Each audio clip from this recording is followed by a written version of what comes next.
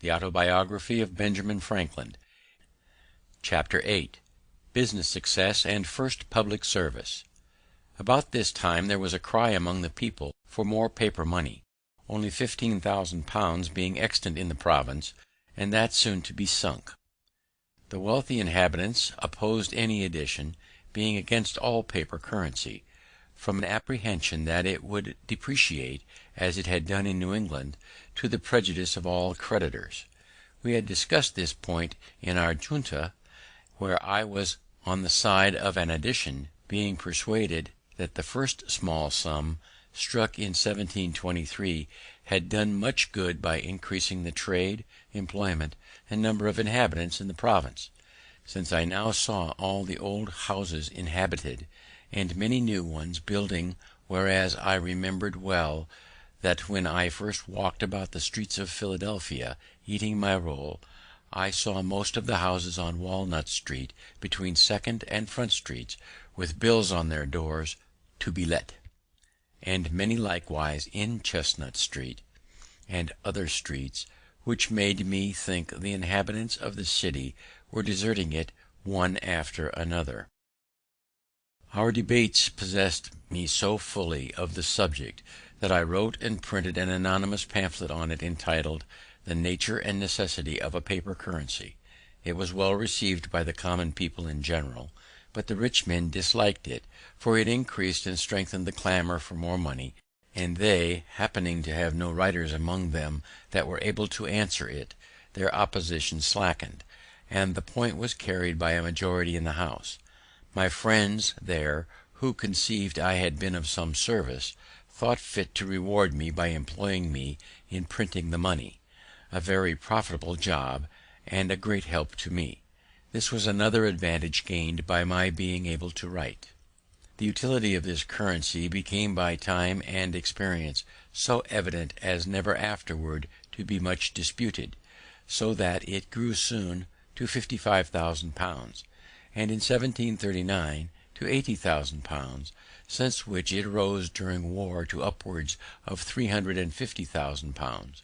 Trade, building, and inhabitants all the while increased, though I now think there are limits beyond which the quantity may be hurtful. Paper money is a promise to pay its face value in gold or silver. When a state or nation issues more such promises than there is likelihood of its being able to redeem, the paper representing the promises depreciates in value. Before the success of the colonies in the Revolution was assured, it took hundreds of dollars of their paper money to buy a pair of boots. I soon after obtained, through my friend Hamilton, the printing of the Newcastle paper money, another profitable job, as I then thought it, small things appearing great to those in small circumstances; and these to me were really great advantages, as they were great encouragements. He procured for me also the printing of the laws and votes of the government, which continued in my hand as long as I followed the business. I now opened a little stationer's shop. I had in it blanks of all sorts, the correctest that ever appeared among us, being assisted in that by my friend Brentnall. I had also paper, parchment, chapmen's books, etc. One Whitemarsh, a compositor I had known in London, an excellent workman, now came to me and worked with me continuously and diligently, and I took an apprentice, the son of Aquilla Rose. I began gradually to pay off the debt I was under for the printing house.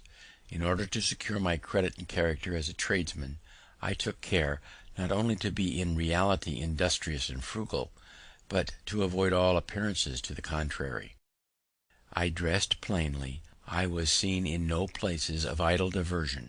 I never went out a fishing or shooting. A book, indeed, sometimes debauched me from my work, but that was seldom.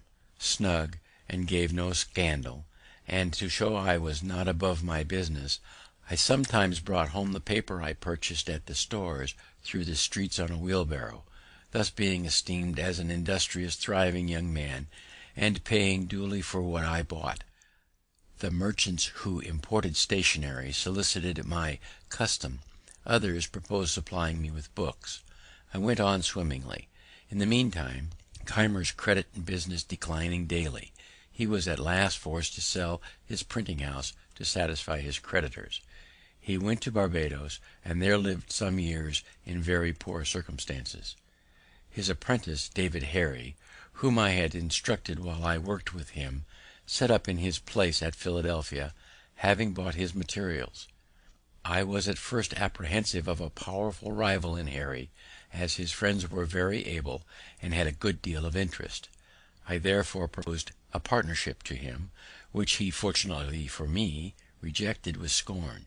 He was very proud, dressed like a gentleman, lived expensively, took much diversion and pleasure abroad, ran in debt, and neglected his business, upon which all business left him, and finding nothing to do, he followed Keimer to Barbados, taking the printing house with him. There this apprentice employed his former master as a journeyman. They quarrelled often.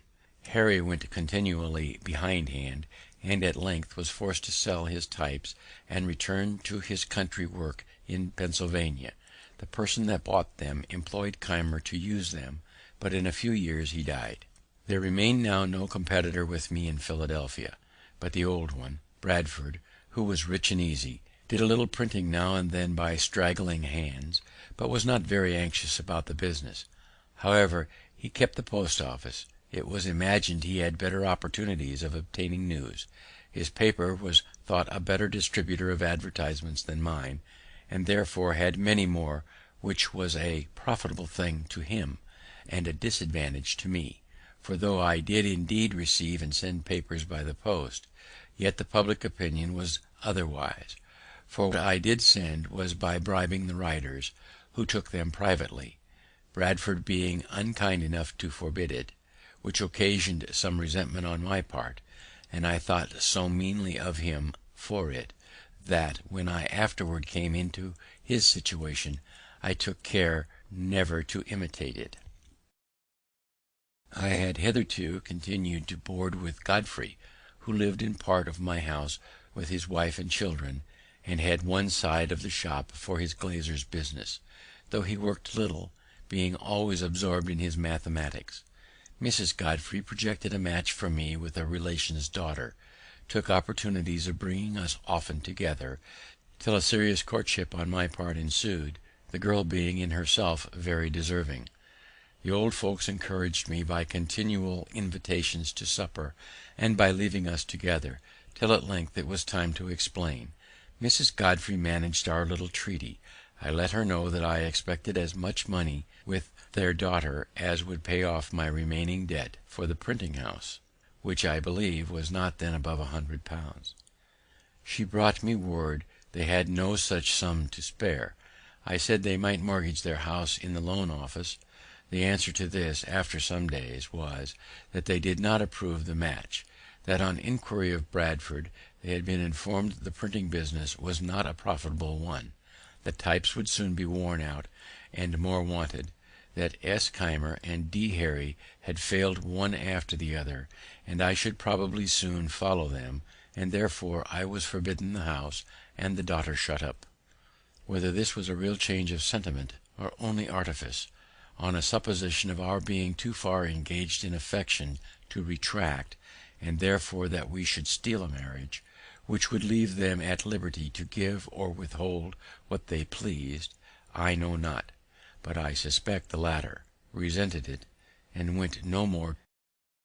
Mrs. Godfrey brought me afterward some more favourable accounts of their disposition, and would have drawn me on again, but I declared absolutely my resolution to have nothing more to do with that family. This was resented by the Godfreys. We differed, and they removed, leaving me the whole house, and I resolved to take no more inmates. But this affair having turned my thoughts to marriage, I looked round me and made overtures of acquaintances in other places, but soon found that, the business of a printer being generally thought a poor one, I was not to expect money with a wife, unless with such a one as I should not otherwise think agreeable. A friendly correspondence, as neighbours and old acquaintances, had continued between me and Mrs. Reed's family, who all had a regard for me from the time of my first lodging in their house. I was often invited there, and consulted in their affairs, wherein I sometimes was of service. I pitied poor Miss Read's unfortunate situation, who was generally dejected, seldom cheerful, and avoided company.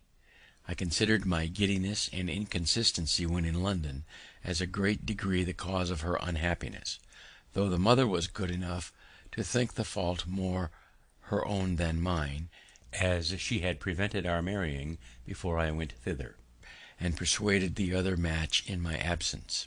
Our mutual affection was revived, but there was now great objections to our union.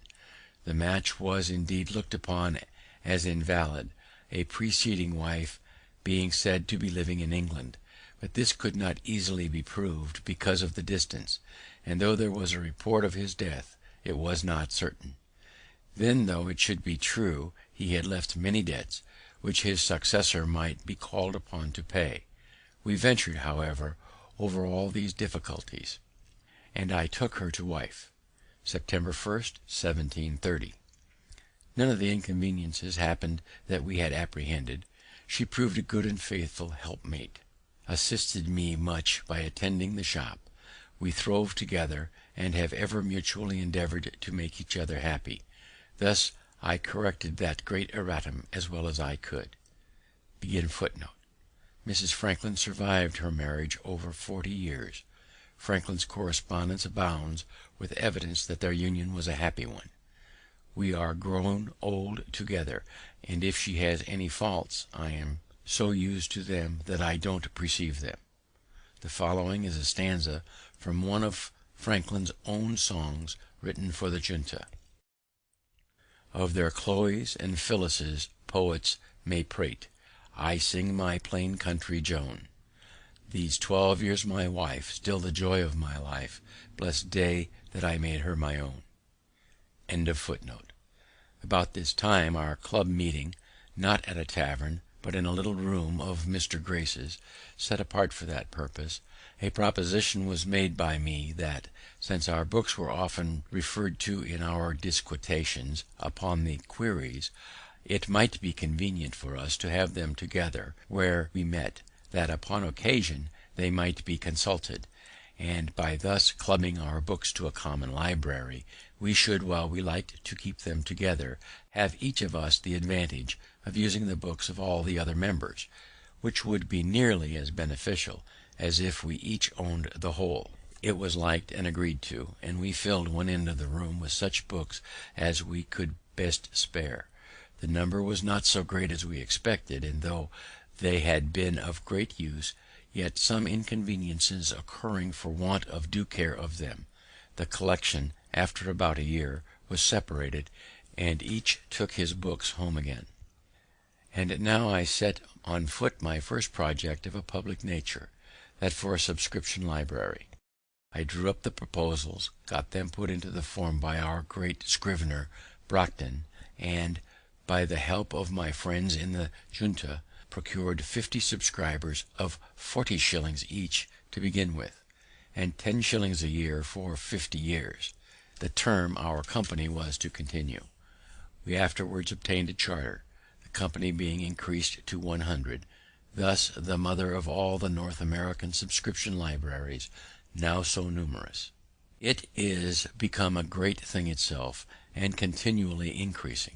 These libraries have improved the general conversation of the Americans, made the common tradesmen and farmers as intelligent, and most gentlemen from other countries, and perhaps have contributed in some degree to the stand so generally made through the colonies in defense of their privileges. Thus far was written with the intention expressed in the beginning, and therefore contains several little family anecdotes of no importance to others. What follows was written many years after, in compliance with the advice contained in these letters, and accordingly intends for the public. The affairs of the Revolution occasioned the interruption. Here the first part of the Autobiography written at Twyford in 1771 ends. The second part, which follows, was written in Passy in 1784. After this memorandum, Franklin inserted letters from Abel James and Benjamin Vaughan, urging him to continue his Autobiography. It is some time since I received the above letters, but I have been too busy till now to think of complying with the request they contain. It might too be much better done if I were at home among my papers, which would aid my memory and help to ascertain dates; but my return being uncertain, and having just now a little leisure, I will endeavour to recollect and write what I can. If I live to get home, it may be corrected and improved. Not having any copy here of what is already written, I know not whether an account is given of the means I used to establish the Philadelphia Public Library, which, from a small beginning, is now become so considerable, though I remember to have come down to near the time of that transaction. I will therefore begin here an account of it, which may be struck out if found to have been already given. At the time I established myself in Philadelphia, there was not a good bookseller's shop in any of the colonies to the southward of Boston. In New York and Philadelphia the printers were indeed stationers. They sold only paper, etc., almanacs, ballads, and a few common school books. Those who loved reading were obliged to send for their books from England, and members of the junta had each a few. We had left the alehouse where we first met, and hired a room to hold our club in. I proposed that we should all of us bring our books to that room, where they would not only be ready to consult in our conferences, but become a common benefit, each of us being at liberty to borrow such as he wished to read at home. This was accordingly done, and for some time contented us. Finding the advantage of this little collection, I proposed to render the benefit from books more common, by commencing a public subscription library. I drew a sketch from the plan and rules that would be necessary, and got a skilful conveyancer, Mr. Charles Brockton, to put the whole in form of articles of agreement to be subscribed, by which each subscriber engaged to pay a certain sum down for the first purchase of books, and an annual contribution for increasing them. So few were the readers at that time in Philadelphia, and the majority of us so poor, that I was not able, with great industry, to find more than 50 persons, mostly young tradesmen, willing to pay down for this purpose 40 shillings each, and 10 shillings per annum. On this little fund we began. The books were imported. The library was opened one day in the week for lending to the subscribers, on their promissory notes to pay double the value if not duly returned. The institution soon manifested its utility, was imitated by other towns and in other provinces. The libraries were augmented by donations. Reading became fashionable, and our people, having no public amusements to divert their attention from study, became better acquainted with books, and in a few years were observed by strangers to be better instructed and more intelligent than people of the same rank generally are in other countries. When we were about to sign the above mentioned articles, which were to be binding on us, our heirs, etc., for 50 years, Mr. Brockton, the scrivener, said to us, "You are young men, but it is scarcely probable that any of you will live to see the expiration of the term fixed in this instrument. A number of us, however, are yet living, but the instrument was after a few years rendered null by a charter that incorporated and gave perpetuity to the company." The objections and reluctances I met with in soliciting the subscriptions made me soon feel the impropriety of presenting oneself as the proposer of any useful project that might be supposed to raise one's reputation in the smallest degree above that of one's neighbours, when one has need of their assistance to accomplish that project. I therefore put myself as much as I could out of sight, and stated it was a scheme of a number of friends, who requested me to go about and propose it to such as they thought lovers of reading. In this way my affair went on more smoothly, and I ever after practised it on such occasions, and from my frequent successes can heartily recommend it. The present little sacrifice of your vanity will afterward be amply repaid, if it remains a while uncertain to whom the merit belongs. Someone more vain than yourself will be encouraged to claim it, and then even envy will be disposed to do justice by plucking those assumed feathers and restoring them to their right owner. The library afforded me the means of improvement by constant study, for which I set apart an hour or two each day, and thus repaired in some degree the loss of the learned education my father once intended for me. Reading was the only amusement I allowed myself. I spent no time in taverns, games, or frolics of any kind, and my industry in my business continued as indefatigable as it was necessary. I was indebted for my printing house. I had a young family coming on to be educated, and I had to contend with for business 2 printers, who were established in the place before me. My circumstances, however, grew daily easier. My original habits of frugality continued, and my father having, among his instructions to me when a boy, frequently repeated a proverb of Solomon, "Seest thou a man diligent in his calling, he shall stand before kings, he shall not stand before mean men," I from thence considered industry as a means of obtaining wealth and distinction, which encouraged me, though I did not think that I should ever literally stand before kings, which, however, has since happened, for I have stood before 5, and even had the honour of sitting down with one, the King of Denmark, to dinner. We have an English proverb that says, "He that would thrive must ask his wife." It was lucky for me that I had one as much disposed to industry and frugality as myself.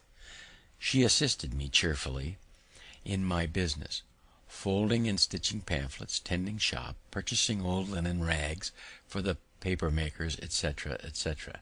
We kept no idle servants. Our table was plain and simple, our furniture of the cheapest. For instance, my breakfast was a long time break and milk, no tea, and I ate it out of a 2-penny earthen porringer with a pewter spoon. But mark how luxury will enter families and make a progress in spite of principle. Being called one morning to breakfast, I found it in a china bowl with a spoon of silver. They had been bought for me without my knowledge by my wife, and had cost her the enormous sum of 23 shillings, for which she had no excuse or apology to make, but that she thought her husband deserved a silver spoon and a china bowl as well as any of his neighbours. This was the first appearance of plate and china in our house, which afterward, in a course of years, as our wealth increased, augmented gradually to several £100 in value. I had been religiously educated as a Presbyterian, and thought some of the dogmas of that persuasion, such as the eternal decrees of God, election, reprobation, etc., appeared to me unintelligible, others doubtful, and I early absented myself from the public assemblies of the sect. Sunday being my study day, I never was without some religious principles. I never doubted, for instance, the existence of the Deity, that he made the world and governed it by his providence, that the most acceptable service of God was the doing good to man, that our souls are immortal, and that all crime will be punished and virtue rewarded, either here or hereafter. These I esteemed the essentials of every religion, and being to be found in all the religions we had in our country, I respected them all, though with different degrees of respect, as I found them more or less mixed with other articles, which, without any tendency to inspire, promote, or confirm morality, served principally to divide us, and made us unfriendly to each other. This respect to all, with an opinion that the worst had some good effects, induced me to avoid all discourse that might tend to lessen the good opinion another might have of his own religion; and as our province increased in people, and new places of worship were continually wanted, and generally erected by voluntary contribution, my mite for such purpose, whatever might be the sect, was never refused. Though I seldom attended any public worship, I had still an opinion of its propriety and its utility when rightly conducted, and I regularly paid my annual subscription for the support of the only Presbyterian minister or meeting we had in Philadelphia. He used to visit me sometimes as a friend, and admonished me to attend his administrations, and I was now and then prevailed on to do so, once for 5 Sundays successively. Had he been, in my opinion, a good preacher, perhaps I might have continued, notwithstanding the occasion I had for the Sunday's leisure in my course of study; but his discourses were chiefly either polemic arguments or explanations of the particular doctrines of our sect, and were all to me very dry, uninteresting, and unedifying, since not a single moral principle was inculcated or enforced, their aim seeming to be rather to make us Presbyterians than good citizens. At length he took for his text that verse of the 4th chapter of Philippians: "Finally, brethren, whatsoever things are true, honest, just, pure, lovely, or of good report, if there be any virtue or any praise, think on these things." And I imagined in a sermon on such a text he would not miss of having some morality. But he confined himself to the 5 points only, as meant by the apostle, viz. 1. Keeping holy the Sabbath day. 2. Being diligent in reading the Holy Scriptures. 3. Attending duly the public worship. 4. Partaking of the sacrament. 5. Paying a due respect to God's ministers. These might be all good things, but as they were not the kind of good things that I expected from that text, I despaired of ever meeting with them from any other, was disgusted, and attended his preaching no more. I had some years before composed a little liturgy, or form of prayer, for my own private use, viz. in 1728, entitled Articles of Belief and Act of Religion. I returned to the use of this, and went no more to the public assemblies. My conduct might be blamable, but I leave it, without attempting further to excuse it, my present purpose being to relate facts, and not to make apologies for them. Chapter 8.